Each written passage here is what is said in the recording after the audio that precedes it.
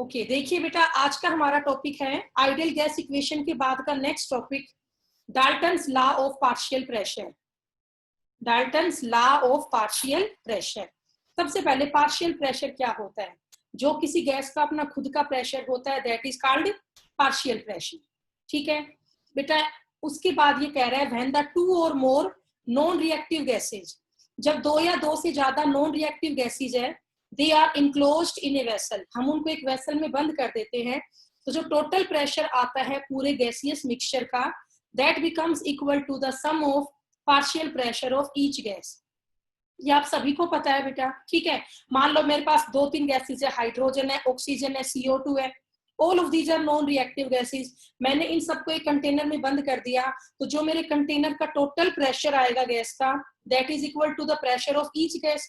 उसमें pressure hydrogen gas का भी आ जाएगा, ऑक्सीजन का भी आ जाएगा। ठीक है, तो बस ये ही डाल्टन्स लॉ की स्टेटमेंट है कि जब दो या दो से ज्यादा नॉन रिएक्टिव गैसेज है, वो आपस में उनको हम एक वेसल में बंद कर देते हैं, तो जो टोटल प्रेशर आता है that is equal to the sum of partial pressure of each gas. ठीक है बेटा, यस नो में जवाब देते जाना। आप लोगों को समझ में आ रहा है नहीं? हाँ पे ये पॉइंट आपको समझ में आया? Yes ma'am. ठीक है, यस मैम। ठीक है, यस मैम। वेरी गुड बेटा। अब आगे ये कह रहा है लेट ए गैस, हमने गैस मानी डिफरेंट डिफरेंट गैसेज है A, B and C and they have partial pressure PA, PB and PC। ठीक है बेटा, हर एक गैस का अपना खुद का एक प्रेशर है। पार्शियल प्रेशर क्या होता है? जो किसी गैस का अपना खुद का प्रेशर हो। तो ये अलग अलग गैसेज है A, B, C और ये उनका पार्शियल प्रेशर है PA, PB एंड PC।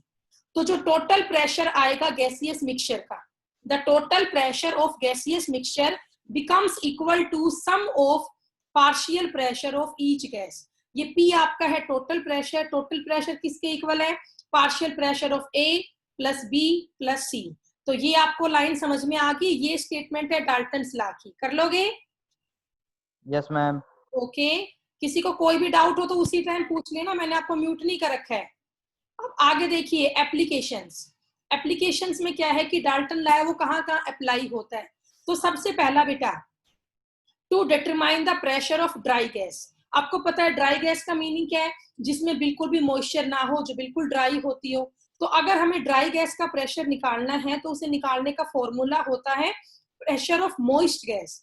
आपको मॉइस्ट गैस का मीनिंग पता है? जिसमें मॉइस्चर होता हो।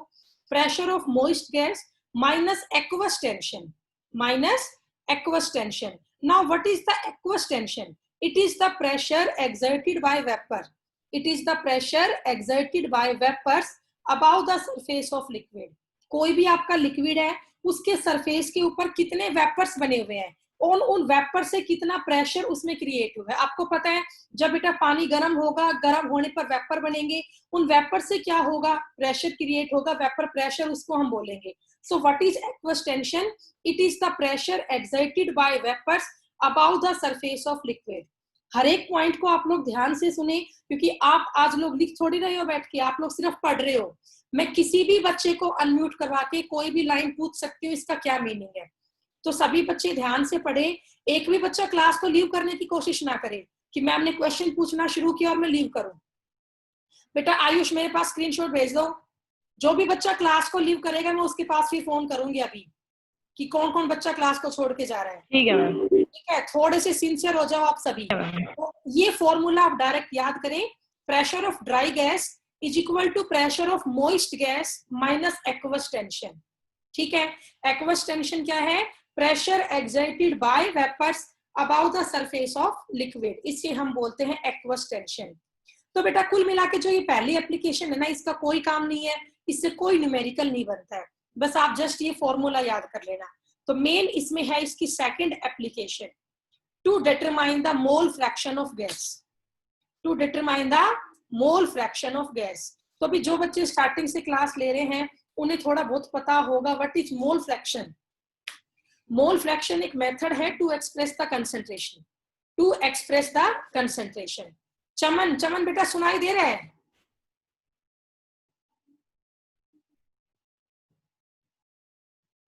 चमन, क्या होता है? Mole fraction is number of mole of one component divide by total number of component. ठीक है।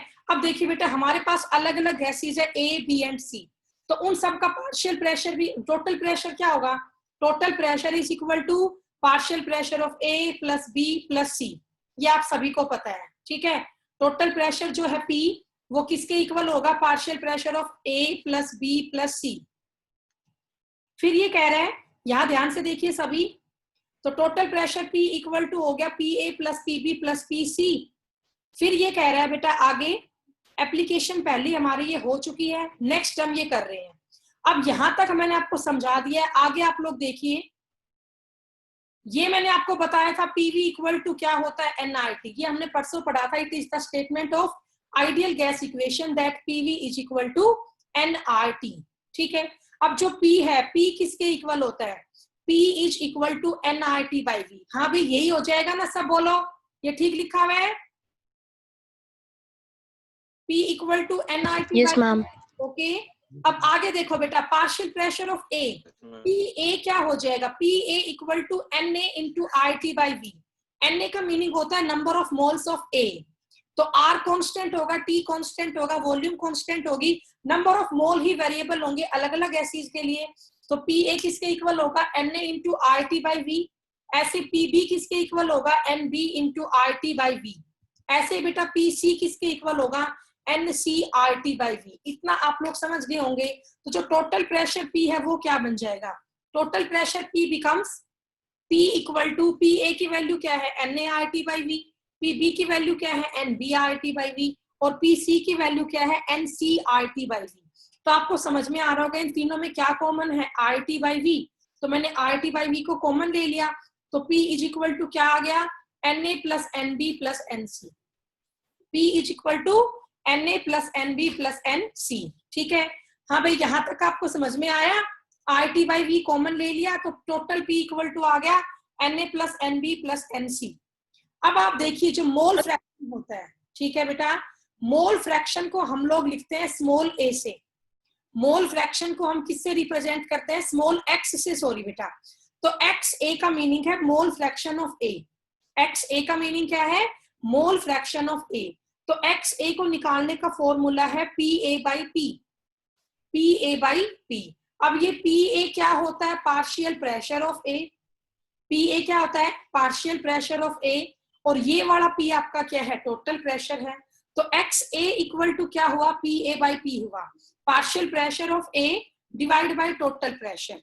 तो अब हम इनकी वैल्यू यहाँ पुट करते हैं, तो XA इक्वल टू, बेटा PA की वैल्यू क्या है बोलो, NART by V divide by total P की वैल्यू क्या है आपको पता है, NA plus NB plus NC into RT by V।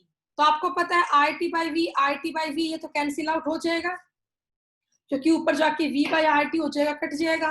तो यहाँ पर अब बच गया NA divide by NA plus NB plus NC।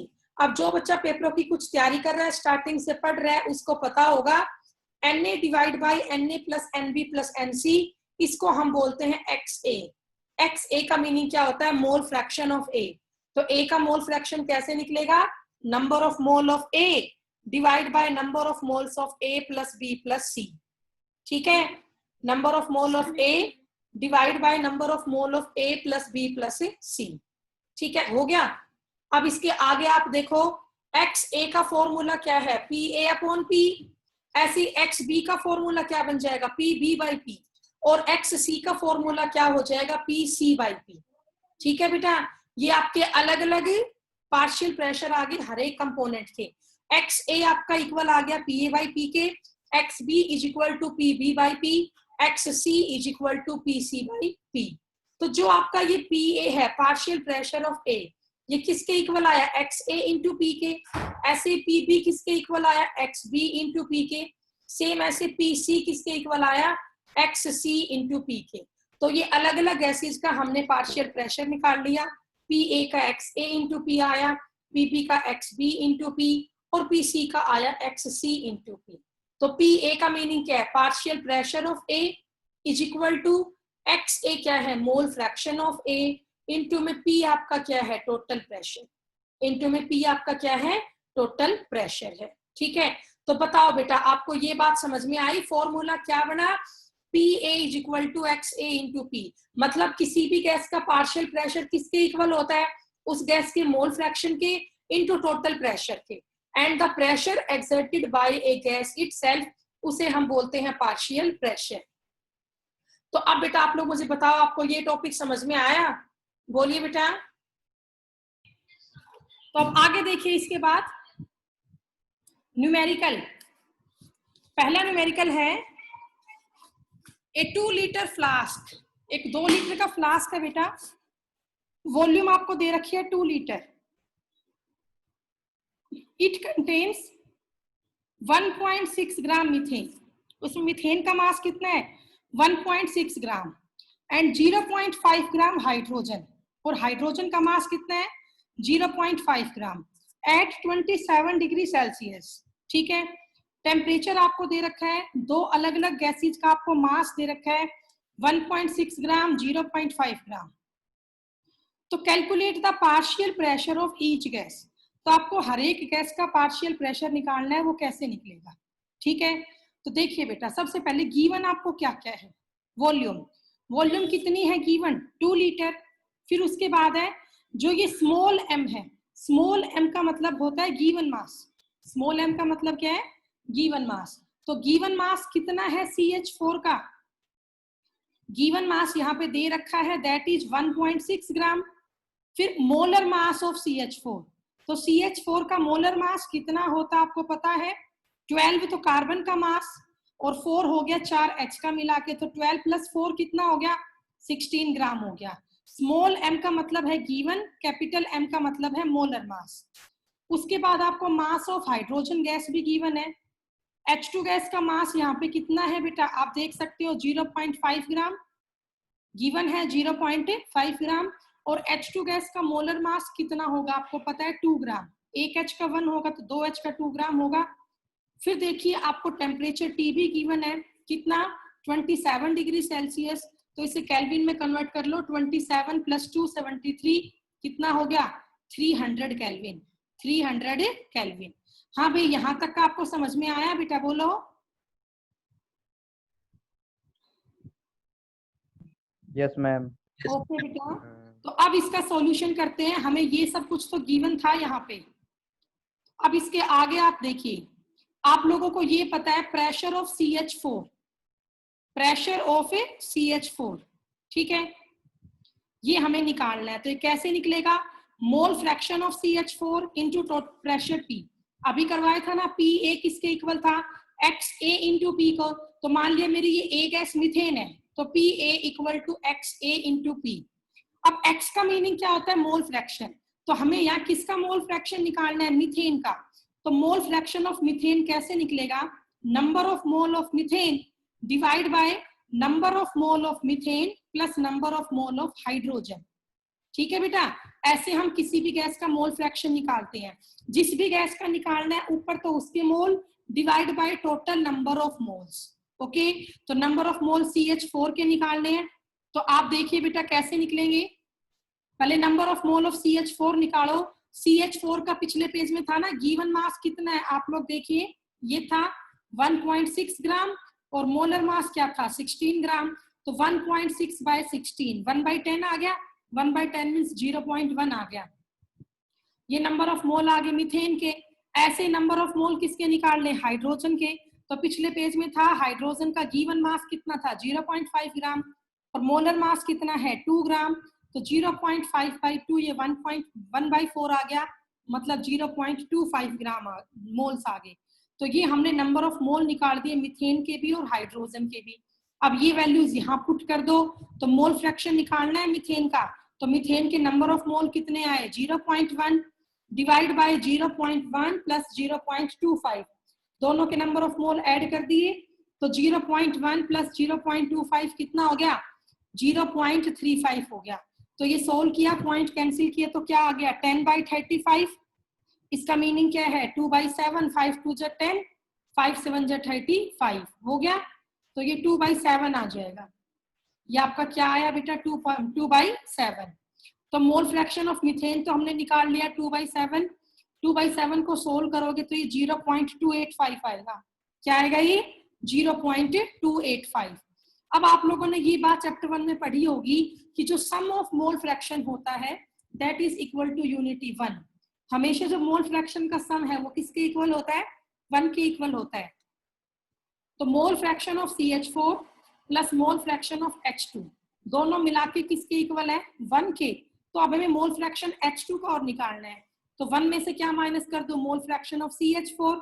तो कितना आ जाएगा? 1 माइनस 0.285, 0.715 आ गया। क्या आ गया ये? 0.715। हाँ भी, आप लोगों को यहां तक का समझ में आया? बताओ बेटा, सब बच्चे Yes, बताओ, ma'am. आपको यहाँ तक का समझ में आया? बाकी बच्चे नहीं बोल रहे। Yes, ma'am. Okay, Yes, ma'am. Very good बेटा। Yes, अब ma'am. इसके बाद आगे देखिए। Yes, ma'am. ठीक है Yes, बेटा। ma'am. Yes, ma'am. Yes, ma'am. बेटा हाँ, डिस्टर्बेंस नहीं, बस बता दो मुझे। अब आगे देखो, आपने ये कई बार पढ़ रखा है, PV इक्वल टू NIT। आपको P निकालना है, तो P equal to NIT by V होता है, सबको पता है। ठीक है, तो अब आप देखिए, आगे करते हैं इस न्यूमेरिकल को हम। एन नंबर ऑफ मोल, बेटा मान लो नंबर ऑफ मोल हमें नहीं दिया, हमने कांस्टेंट 1 मोल मान लिए। इनटू आर की वैल्यू क्या होती है? 0.0821 लीटर ATM पर केल्विन पर मोल। टेम्परेचर T आपको गिवन था 300 केल्विन, वॉल्यूम आपको गिवन थी 2 लीटर। लीटर से लीटर कैंसिल हो गया, केल्विन और पर केल्विन कैंसिल हो गया, मोल और मोल इनवर्स कैंसिल हो गया। तो आंसर किस में आ जाएगा? ATM। तो P इक्वल टू क्या आया भाई? 0.0821 इंटू 300 डिवाइड बाई 2, तो ये 150 हो गया कट के, तो इनकी मल्टीप्लाई कर लो, तो ये 12.315 आ गया। और यूनिट क्या आई? ATM आई। हो गया। अब हम पार्शियल प्रेशर। मैम इसमें हमने आर यही वाला क्यों यूज किया? बेटा चाहे आप बार में यूज कर लो, कोई फर्क नहीं पड़ेगा। ठीक है, आंसर तब भी ऐसा ही आएगा, कुछ खास डिफरेंस नहीं आएगा। ठीक है, अगर न्यूमेरिकल में गिवन ना दिया हो कि एटमॉस्फेयर में निकालो, तो फिर आप बार में भी यूज कर सकते हैं, कोई प्रॉब्लम नहीं है। तो अब देखिए pressure of methane, partial pressure है मीथेन का, तो कैसे निकलेगा? मोल फ्रैक्शन ऑफ मीथेन पहले निकाला था 0.285 आया, और टोटल प्रेशर क्या आया? 12.315। ठीक है, हो गया। तो ये आपका कितना आया सोल्व करने पर? 3.509 ATM, 3.509 ATM आया। ओके, ऐसे आप किसका प्रेशर निकाल लोगे? हाइड्रोजन का। तो मोल फ्रैक्शन हाइड्रोजन का 0.715 आया, टोटल प्रेशर 12.315 आया, तो ये 8.8 ATM आपका आ गया। तो ये दोनों गैसेस का आपका अलग अलग क्या आया? Partial pressure. और ये डाल्टन लॉ को प्रूव भी कर रहा है, जो दोनों का सम है partial pressure of methane plus partial pressure of hydrogen, that is equal to 12.315। और हमारा टोटल प्रेशर पहले यही आया था ना, 12.315। तो ये इस बात को प्रूव भी कर रहा है, जो टोटल प्रेशर है P that is equal to partial pressure of different gases. ठीक है, तो भाई इसके बहुत सारे न्यूमेरिकल है बेटा, आप उन सब की प्रैक्टिस करके देखना। फिर जो भी न्यूमेरिकल आपसे ना हो, आप बेटा व्हाट्सएप पे चाहे वीडियो कॉल कर लिया करो, चाहे आप लोग मेरे पास फोन कर लिया करो, लेकिन अपने डाउट्स आप लोग जरूर पूछें। ठीक है, अब बेटा इसके बाद एक टॉपिक था grams law of diffusion and diffusion. अगर मैं बेटा पूरा पढ़ाती आपको तो टॉपिक में करवाती, बट वो अब सिलेबस में नहीं है। वो पहले भी CBSE के सिलेबस में नहीं था, बट मैं उसे करवाती हर साल थी। बेटा इस बार थोड़ा सा सिलेबस मुझे फास्ट करवाना पड़ रहा है, एग्जाम में सिलेबस ज्यादा डाल दिया गया इस बार, तो अब मैं उस टॉपिक को नहीं करवाऊंगी, ग्राम्स लॉ ऑफ डिफ्यूजन और इफ्यूजन को। तो उसके बाद मैं ये टॉपिक शुरू करूंगी, kinetic molecular theory of gases, kinetic molecular theory of gases. ठीक है, अपनी बुक में आप चाहें तो ये टॉपिक निकाल भी सकते हैं। तो मैंने बेटा इसके एक भी पॉइंट यहाँ पे नहीं लिखे हैं kinetic molecular theory of gases के, तो इसके पॉइंट बेटा मैंने बिल्कुल लास्ट में दिए हैं यहाँ पे, ये रे बेटा। तो आप इस टॉपिक में ये वाले पॉइंट ऐड करेंगे kinetic molecular theory of gas में, कि बेटा ये एक थ्योरी थी काइनेटिक मोलिक्यूलर थ्योरी, इसने अपनी थ्योरी में क्या क्या प्रॉपर्टीज बताई गैस की, वो हम यहाँ पे डिस्कस करेंगे। सिंपल सिंपल पॉइंट्स और कुछ भी नहीं। पहला पॉइंट देखो, every gas is made up of a large number of extremely small particle called molecules. ये कह रहा है जो हर एक गैस है ना, वो बहुत सारे स्मॉल स्मॉल पार्टिकल्स की बनी होती है, जिनको हम मोलिक्यूल्स बोलते हैं। फिर ये कह रहा है all the molecules of a particular gas, मान लो बेटा मीथेन गैस है, उसके ही मॉलिक्यूल है, तो किसी भी गैस के जो मॉलिक्यूल्स होते हैं they are identical in mass, size and differ in these from gas to gas. हर एक गैस का आइडेंटिकल होगा, अलग अलग गैसेज का अलग होगा। फिर ये कह रहा है the molecule of gas are separated from each other by large distance. जो गैस के मॉलिक्यूल है ना, उनके बीच में इतना डिस्टेंस है कि जो एक्चुअल वॉल्यूम है मॉलिक्यूल की वो नेग्लिजिबल लगेगी आपको as compare to total volume of gas, as compare to total volume of gas. इसका मीनिंग क्या है बेटा, आप लोग देखिए। हमने क्या किया बेटा, मान लीजिए आपका क्लासरूम है, ठीक है, आपके बेटा क्लासरूम में 40 बच्चों के प्रॉपर तरीके से बैठने की स्ट्रेंथ है, ओके। तो जो आपका क्लासरूम है वो तो टोटल वॉल्यूम है, ठीक है, और एक वॉल्यूम ऑक्यूपाइड की जाएगा बाय द स्टूडेंट्स। तो बेटा एक तो क्लास में 40 बच्चे बैठे हो, एक उतनी बड़ी क्लास में 40 बच्चों की जगह है लेकिन एक ही बच्चा बैठा है, ठीक है, तो हम उस एक बच्चे की वॉल्यूम को नेग्लेक्ट कर सकते हैं as compare to volume of total classroom. बताओ कर सकते हैं या नहीं, कि भाई टोटल जो क्लासरूम का वॉल्यूम है उसके सामने एक बच्चे की वॉल्यूम तो क्या होगी, बिल्कुल ना के बराबर होगी, तो उसको हम नेग्लेक्ट कर सकते हैं। तो ये कहता है कि बेटा इस थ्योरी ने ये माना कि जो गैस के मॉलिक्यूल है ना वो इतनी दूर दूर है, वो इतनी दूर दूर है कि जो एक मॉलिक्यूल की वॉल्यूम है उसको तो हम नेग्लेक्ट ही कर देते हैं as compare to total volume of the gas, as compare to total volume of the gas. पर ये बात बेटा वाकई में थ्योरेटिकल ही कंसेप्ट है, प्रैक्टिकली ऐसा पॉसिबल नहीं है। इतनी दूर गैस के मॉलिक्यूल नहीं हो सकते कि उनकी वॉल्यूम को हम नेग्लेक्ट ही कर दें, बट ऐसा माना काइनेटिक थ्योरी ऑफ गैस में। अगला इसने कहा the distance of separation between the molecule are so large that the force of attraction और repulsion between them are negligible. मतलब गैस के मॉलिक्यूल इतनी दूर दूर है कि उनके बीच में ना तो कोई अट्रैक्शन है और ना कोई रिपल्शन है। ये सब बातें काइनेटिक थ्योरी ने मानी कि गैस के मॉलिक्यूल के बीच में इतना स्पेस है कि उनमें ना तो कोई अट्रैक्शन हो रही है ना उनमें कहीं पर कोई रिपल्शन हो रही है, ठीक है। तो फोर्स ऑफ अट्रैक्शन और रिपल्शन बिटवीन देम वो बिल्कुल नेग्लिजिबल है। अगला पॉइंट इसने कहा जो फोर्स ऑफ ग्रेविटेशन होता है on the molecule that is also supposed to be negligible. Next इसने कहा जो मॉलिक्यूल्स आपके हैं they are supposed to be moving continuously. फिर इसने ये भी कहा जो गैस के मॉलिक्यूल्स हैं वो कंटिन्यूअसली आपके मूव करते रहते हैं। The molecules of gas are supposed to be continuously moving in different direction. अलग अलग डायरेक्शन में मॉलिक्यूल मूव करते रहते हैं विद अ डिफरेंट वेलोसिटी, उनकी स्पीड भी अलग अलग होती है। फिर ये कह रहा है hence they keep on colliding with one another. जब बेटा मॉलिक्यूल यहाँ से वहां रैंडमली घूमते रहेंगे तो वो आपस में कोलाइड भी करेंगे, स्ट्राइक भी करेंगे। तो ये कह रहे हैं they keep on colliding with one another. साथ में वो किससे कोलाइड करेंगे, वॉल ऑफ कंटेनर से भी कोलाइड करेंगे। अगला पॉइंट इसने कहा the pressure exerted on the wall of containing vessel. जो भी आपका वेसल है उसकी वॉल पे जो प्रेशर कंटेन होता है it is due to the bombardment of the molecule, it is due to the bombardment of the molecule on the wall of containing vessel. बेटा आपको पता है गैस की मॉलिक्यूल है वो एक कंटेनर में बंद है, वो कंटेनर से बाहर तो जा नहीं पा रहे, वो कंटेनर के अंदर ही घूम रहे हैं। तो कभी तो वो आपस में टकरा रहे हैं, कभी कंटेनर की वाल से टकरा रहे हैं, कभी कंटेनर के सरफेस से टकरा रहे हैं। अब जब गैस के मॉलिक्यूल आपस में टकराएंगे तो उनके बीच में क्या होगा, प्रेशर क्रिएट होगा, ठीक है। तो ये कह रहे हैं जो प्रेशर एक्सर्टेड होता है on the wall of containing vessel it is due to bombardment of the molecule. ऐसा क्यों होता है कि जो मॉलिक्यूल से वो आपस में टकराते हैं बोम्बार्डमेंट उनमें होती है, साथ में वो टकराते हैं वेसल के साथ भी। फिर अगला पॉइंट इसने कहा कि जो ये गैस के मॉलिक्यूल है they are supposed to be perfectly elastic hard sphere.